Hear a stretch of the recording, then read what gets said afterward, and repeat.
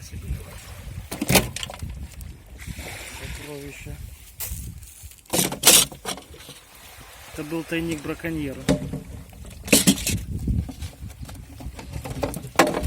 Прикинь.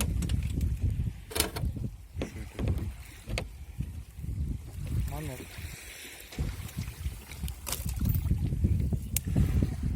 Это был тайник браконьера, реально.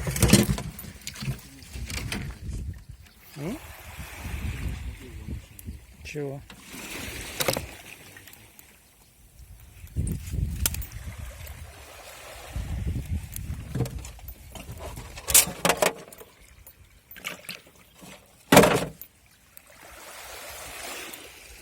Мы реально первые, кто его открыл.